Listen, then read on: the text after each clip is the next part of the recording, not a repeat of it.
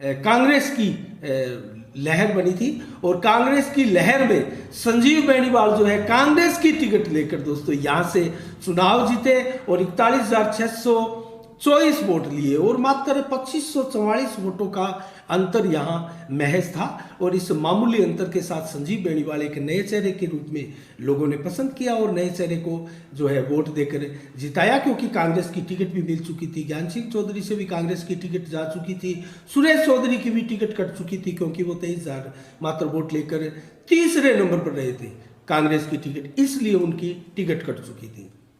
इसलिए जो यहाँ है लालचंद डुड्डी रनर रहे थे दोस्तों, भाजपा की टिकट मिली थी उनको और 39,080 वोट लिए थे दोस्तों। ये बेहद नज़दीकी मुकाबला था, लेकिन लालचंद डुड्डी की राजनीति बहुत शानदार थी। उनके समर्थक थे वो वाकई में ही बड़ी तादाद में थे और वो उनको सजोकर भी रखते थे। तो लालचंद डुड्डी और ज्ञान सिंह की वास्तव में राजनीति जो थी, शानदार राजनीति भादरा में देखी गई थी। इसके बाद में मैं आपको बताऊं तो पहली बार विधायक बने थे और भादरा की राजनीतिक समझने में काफ़ी नाकाम भी सिद्ध हुए संजीव बेनीवाल। और दोस्तों उसी दौरान ओंकार लाल जाट के एक प्रकार से मैं कहूं तो भूत ने संजीव बेनीवाल की पूरी राजनीति को ही, प्रथम विधायक की राजनीति को एक प्रकार से निगल लिया था। और नेगेटिविटी जो है भादरा की कस्बे, गाँव, ढाड़ियाँ, सड़कों में जो गलियों गलियों में है दोस्तों, वो फैलने लगी थी। और उसके बाद में जो है जमीनों के अलाटमेंट जो अंधाधुंध किए गए थे, उसका कहीं ना कहीं नतीजा संजीव बेनीवाल को भुगतना पड़ा और ये बड़े फैक्टर बने। और विकास कार्यों के लिहाज से भी कोई खास उपलब्धि 1998 में संजीव बेनीवाल की नहीं थी। और 2000 में जिस प्रकार से स्कूल में एक हत्या हुई थी, रेणु हत्याकांड हुआ था और एक युवक ने युवती की हत्या की थी और खुद भी आत्महत्या कर ली थी, वो प्रकरण दोस्तों भादरा में कर्फ्यू भी लगा था 7 दिन तक और वो काला अध्याय एक प्रकार से इसी शासनकाल में था। और डॉक्टर सुरेश चौधरी एक प्रकार से फिर से उनको मौका मिला था छाने का और उन्होंने युवाओं की राजनीति की और आंदोलन का जो है नेतृत्व किया और बड़ी संख्या में लोग जो है डॉक्टर सुरेश चौधरी से जुड़ गए थे। और कुल मिला के दोस्तों यहाँ कांग्रेस की लहर थी। 153 सीटें राजस्थान में कांग्रेस ने जीती थी और इस लहर में संजीव बेनीवाल एक प्रकार से विधायक बन गए थे। भाजपा को महज यहाँ 33 सीटें मिली थी। इसके बाद में मैं आपको बताऊँ तो 2003 को चुनाव हुए, डॉक्टर सुरेश चौधरी को यहाँ विधायकी मिली और दोस्तों सत्ता सुख मिला। 37,993 वोट डॉक्टर सुरेश चौधरी को मिले। और इसके बाद मैं आपको बताऊं तो अंतर ज़्यादा नहीं था। बिमला डुड्डी, लालचंद डुड्डी की धर्मपत्नी को भाजपा टिकट मिली, क्योंकि इस दौरान एक और बहुत बड़ा घटनाक्रम हुआ, लालचंद डुड्डी का स्वर्गवास हुआ दोस्तों। और उनकी एक प्रकार से सिंपैथी यहाँ क्षेत्र में देखी जा रही थी, लेकिन उसके बावजूद भी जो आंदोलन का शिरोमोर बने थे डॉक्टर सुरेश चौधरी और युवा बड़ी संख्या में डॉक्टर सुरेश चौधरी के साथ लगे थे, उसको लेकर दोस्तों यहाँ बिमला डुड्डी भी चुनाव हार चुकी थी और अच्छी खासी सिंपैथी थी। और यही रीजन रहा कि यहाँ अंतर ज़्यादा नहीं था। 33,000 वोट विमला डुड्डी को मिले थे, 37,000 वोट करीब यहाँ सुरेश चौधरी को मिले थे। लेकिन तीसरे नंबर पर यहाँ चले गए थे संजीव बेनीवाल दोस्तों। कहीं ना कहीं उनको नुकसान हुआ था 1998 के जो इस राजकाज का। और लेकिन फिर भी 28,437 वोट उन्होंने कांग्रेस टिकट मिली थी लिए थे और कुल मिला के अपना वजूद जो है राजनीति में बचाने में तो कामयाब रहे थे।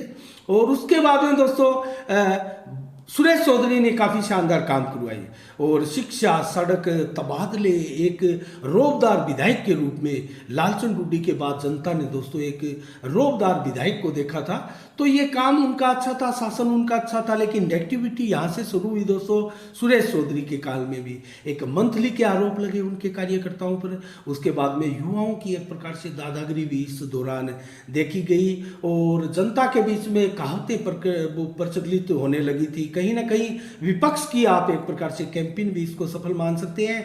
काट की हांडी है, दोबारा ये अब नहीं चढ़ेगी।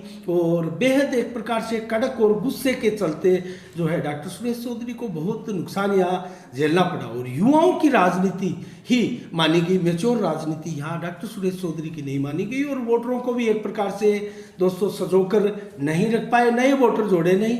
और दोस्तों एक प्रकार से बदले की राजनीति यहाँ हमने डॉक्टर सुरेश चौधरी के समय महसूस की, देखी। और लोगों ने जिस प्रकार से बताया वो खामियाजा डॉक्टर सुरेश चौधरी को भुगतना पड़ा। नए वोट जोड़े नहीं और अपने जो वोट थे 37,000 मिले थे वो उनको सजो कर नहीं रख पाए।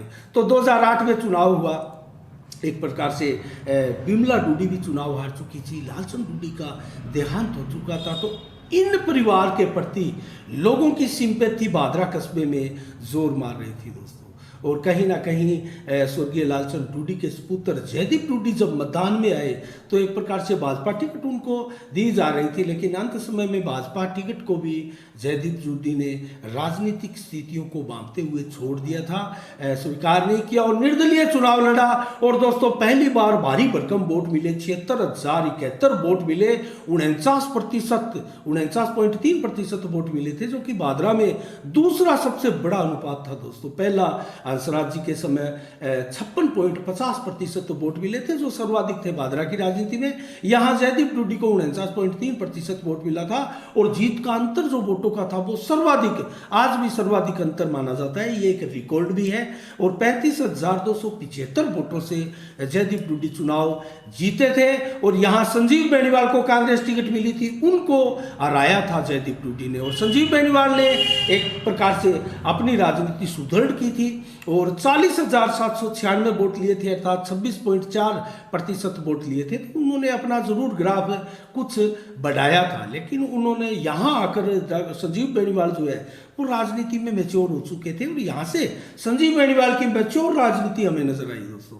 जिस प्रकार से ज्ञान सिंह चौधरी और लालचंद डूडी ने राजनीति की थी 20-25 वर्षों के समय में, वही राजनीतिक संजीव बेनीवाल ने अपने हार व्यवहार में अपनाई और 12 महीने दोस्तों सक्रिय रहने लगे और एक प्रकार से जनता के बीच में रहने लगे और इसका फायदा मिला। और 2013 में जब एक बार फिर से चुनाव हुए तो दोस्तों एक प्रकार से भाजपा की यहाँ लहर भी थी और लेकिन उस लहर के बावजूद संजीव बेनीवाल अगर दोस्तों यहाँ निर्दलीय भी चुनाव लड़ते तो संजीव बेनीवाल यहाँ से काफ़ी अंतर से चुनाव जीतते। ये उस समय संजीव बेनीवाल की लहर भी थी और भाजपा द्वारा अंत समय में उनको टिकट दी गई। कांग्रेस से दोस्तों भाजपा में पलटी मारने वाले संजीव बेनीवाल 65,040 वोट लेकर विधायक बने और 35.6% वोट लिए संजीव बेनीवाल ने यहाँ। तो अपने वोट में भी इजाफा किया था, 26.4 से 35.6 तक पहुंचे, ये छलांग लगाई। और बलवान पुनिया यहाँ दोस्तों 38,552 वोट लेकर एक नया चेहरा जनता के सामने आया, जो पिछले 10-12 सालों से मेहनत कर रहा था, किसानों की राजनीति में मशगूल थे। और उसके बाद में 21.8% वोट यहाँ बलवान पूनिया को मिले और बलवान पूनिया के साथ सुखदेव सिंह भी यहाँ मैदान में थे दोस्तों बसपा की टिकट से, और वो भी काफ़ी अच्छी यहाँ राजनीति पारी खेलने के मूड में दिखाई दे रहे थे। लेकिन 33,666 वोट लेकर वो नंबर 3 पर रहे। लेकिन कुल मिला के जो राजनीतिक समीकरण यहाँ बने 2013 में, उसके बाद में संजीव बेनीवाल ने समझ लिया था कि यहाँ अब बहुत शानदार पारी खेलनी पड़ेगी, अर्थात नहीं तो इस यहाँ राजनीति में रहना बहुत टेढ़ी खीर हो जाएगा। क्योंकि 2003 में सुरेश चौधरी भी आए और उसके बाद में जनता ने उनको नकारा और 2008 में भी डॉक्टर सुरेश चौधरी को टिकट तक भी नहीं मिली थी। तो इस प्रकार से जो है संजीव बेनीवाल की शानदार राजनीति हुई, शानदार कार्य किए और पिछली छवि को बदल कर दोस्तों उन्होंने अब नई छवि विकास की बनाई और शानदार राजनीति यहाँ की। और जनमानस पर वाकई जो लालचंद डूडी और ज्ञान सिंह के बाद में जो गहरी राजनीति की छाप थी वो संजीव बेनीवाल ने अपने ऊपर बनाकर, अपनी छवि बनाकर दोस्तों यहाँ सुदृढ़ राजनीति की। और वसुंधरा प्लस मोदी की लहर भी थी, उसका भी फायदा संजीव बेनीवाल को कहीं मिला अपनी राजनीति में निखार लाने के लिए। और उसके बाद में दोस्तों यहाँ जो लॉस पॉइंट हुए वो ये है, वो संजीव बेनीवाल के अगेंस्ट गए। संजीव बेनीवाल का कार्यकाल किसी भी सूरत में यहाँ खराब नहीं कहा जा सकता, लेकिन बलवान पूनिया के प्रति सिंपैथी यहाँ बन रही थी दोस्तों, क्योंकि पिछले 10, 12, 15 सालों से बलवान पूनिया राजनीति में थे और किसानों की राजनीति बलवान पूनिया ने एकाएक पकड़ ली थी। और अपनी राजनीति को सुदृढ़ मानते हुए उनको विश्वास चला था कि जिस प्रकार से कुनबा बढ़ रहा है, समर्थक ताकत बढ़ रही है, ये जनता विधायक बनाने वाली है। तो दोस्तों कहीं ना कहीं बलवान पूनिया की एक लहर क्षेत्र में उत्पन्न हो चली थी। और सुखदेव सिंह शेखावत जो है दोस्तों अपनी एक नई राष्ट्रीय राजपूत कार्यकारिणी बनाकर, पार्टी बनाकर दोस्तों पूरे देश की राजनीति करने के लिए देश में निकल चुके थे। और यहाँ मैदान बलवान पूनिया के लिए फिर साफ हो चला था। यहाँ सिर्फ प्रतिद्वंद्वी संजीव बेनीवाल भाजपा ही थी और कांग्रेस पहले से ही कमजोर होती होती यहाँ आते आते एकदम कमजोर हो चुकी थी। और बलवान पूनिया जब 2018 के चुनाव हुए तो दोस्तों 82,204 वोट लेकर वोट उनको 41% ही मिले, लेकिन संजीव बेनीवाल यहाँ जो है जयदीप डूडी को 49% वोट मिले थे, लेकिन बलवान पूनिया को 41% वोट मिले। और दोस्तों संजीव बेनीवाल भाजपा से 59,051 वोट लेकर 29% वोट, अर्थात उनका वोट बैंक जो है वो एक बार फिर नीचे आया और कहीं ना कहीं यहाँ बलवान पूनिया की लहर काम कर गई। और दोस्तों यहाँ नया विधायक, नया चेहरा लोगों के सामने, नए चेहरे का भी एक फैक्टर हर बार रहा है दोस्तों। भादरा क्षेत्र के लोग जो है यहाँ 10-12 फैक्टर काम करते हैं, मैंने बहुत बार आपको बताया है। और थोड़ा काम करते हुए ये फैक्टर जो है एक बड़ी उपलब्धि में जीत को बदल देते हैं किसी भी नेता को, और नया चेहरा जो आने वाले समय में है वो भादरा का विधायक बन जाता है। 2018 में जब ये हुआ तो उसके बाद में दोस्तों 3 वर्ष अब तक हो चुकी है बलवान पूनिया की राजनीति को, और उन्होंने शानदार कार्य दोस्तों 3 वर्षों में करवाए हैं। विधानसभा में आवाजें भी अच्छी उठाई है, आवाजें संजीव बेनीवाल ने भी अच्छी उठाई थी। हमने 2013 का उनका रिकॉर्ड बताया था, 462 सवाल उठाए थे दोस्तों। उन सवालों तक तो अभी बलवान पूनिया नहीं पहुंचे, देखते हैं ये रिकॉर्ड तोड़ पाते हैं या नहीं तोड़ पाते हैं। लेकिन किसानों की राजनीति और दरी बिछाने का इनाम जनता ने उनको दिया, और जनता ने जब उनको इनाम दिया दरी बिछाने का और अच्छे कार्य करने का, और तबादले बड़ी संख्या में किए, और गरीब उम्मीदवार होने का भी लाभ बलवान पूनिया को दोस्तों मिला है। और लेकिन यहाँ जो नेगेटिव पॉइंट हमें दिखाई दे रहे हैं दोस्तों, वो शुरुआत हो चुकी है अगले 2023 चुनाव के लिए। वो नेगेटिव पॉइंट है बलवान पूनिया के लिए क्या बन रहे हैं। यहाँ बलवान पूनिया सीख ले सकते हैं, अभी उनके पास लगभग कार्य करने के लिए 1.5 साल का अच्छा समय है। तो यहाँ चंदे का शोर हो रहा है दोस्तों, चंदा बटोरने वाला विधायक की छवि बलवान पूनिया की नजर आ रही है। पैसे बटोरने वाले, चंदा बटोरने वाले विधायक की छवि यहाँ चर्चा का विषय है दोस्तों। ये उनके लिए एक नेगेटिव पॉइंट बलवान पूनिया का सिद्ध हो सकता है आने वाले समय में। और दोस्तों ये फैक्टर है जो कि बलवान पूनिया को नुकसान पहुंचा सकते हैं। इन फैक्टरों से बलवान पूनिया कैसे पार पाएंगे ये देखने वाली बात है। और जिस प्रकार से शानदार उन्होंने उपलब्धि हासिल की, 41% वोट लेकर 82,204 वोट लेकर, वो छवि क्या बरकरार रखेंगे। लेकिन दोस्तों यहाँ एक चीज और भी बलवान पूनिया की है, उनको 42,000 वोट सहज कर सजोकर रखने में काफी परेशानी आ रही है। यहाँ उनको छोड़कर जाने वालों की तादाद धीरे धीरे बढ़ रही है, और नए वोट जोड़ने की प्रयास कर रहे हैं, कोशिश कर रहे हैं। बलवान पूनिया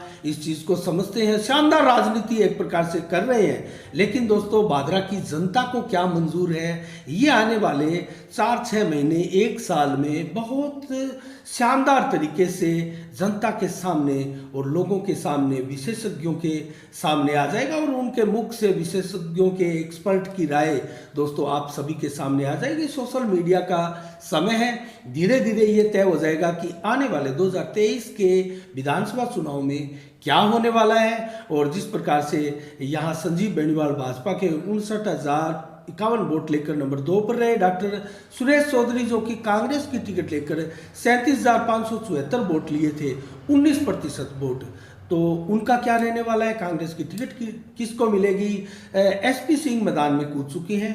सुरेश चौधरी जहां तक संभव है अपना चेहरा पीछे रखकर एसपी सिंह का जो पूर्व जिला कलेक्टर हैं दोस्तों, उनका चेहरा आगे रखने की फिराक में है। तो कहीं ना कहीं एसपी सिंह के नाम से कांग्रेस की टिकट एक बार पुनः भादरा से ली जा सके। लेकिन जयदीप डूडी भी जोर शोर के साथ दोस्तों मैदान में है। जयदीप डूडी भी काफी मेहनत कर रहे हैं, काफी प्रयास कर रहे हैं। वो भी समझ चुके हैं कहीं ना कहीं, क्योंकि लंबा राजनीतिक कैरियर उनका भी हो चला है कि भादरा विधानसभा में अगर बने रहना है तो राजनीति में बने रहना होगा, क्योंकि उन्होंने जो भूल की थी वो भूल की उन्हें कीमत मिल चुकी है।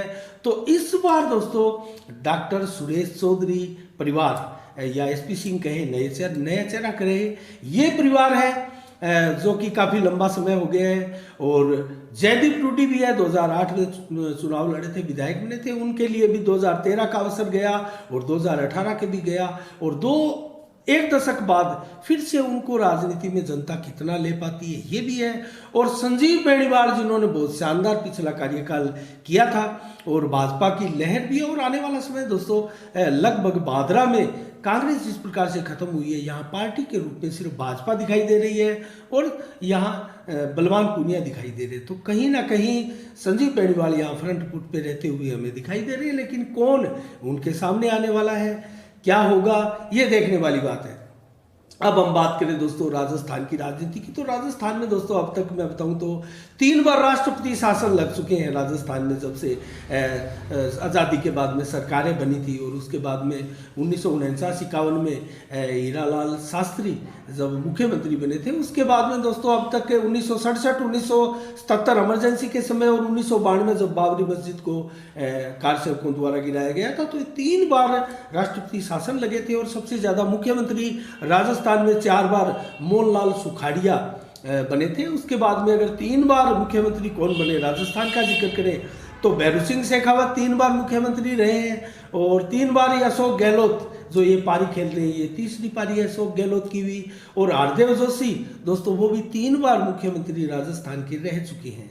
इसके अलावा 2 बार मुख्यमंत्री बनने वाले चेहरों में राजस्थान में देखें तो जय नारायण व्यास 2 बार मुख्यमंत्री रह चुके हैं, और वसुंधरा राजे सिंधिया भी 2 बार मुख्यमंत्री रह चुके हैं, और शिवचरण माथुर भी 2 बार मुख्यमंत्री रह चुके हैं। तो दोस्तों राजस्थान की राजनीति भी अब जो है वो कांग्रेस बनाम भाजपा, भाजपा बनाम कांग्रेस रहती है। एक योजना जिस प्रकार से अब भाजपा राज करती है तो दूसरी योजना कांग्रेस राज करती है, वो पहले वाला समय नहीं रहा जब लगातार कांग्रेस के अलावा कोई विकल्प नहीं थे।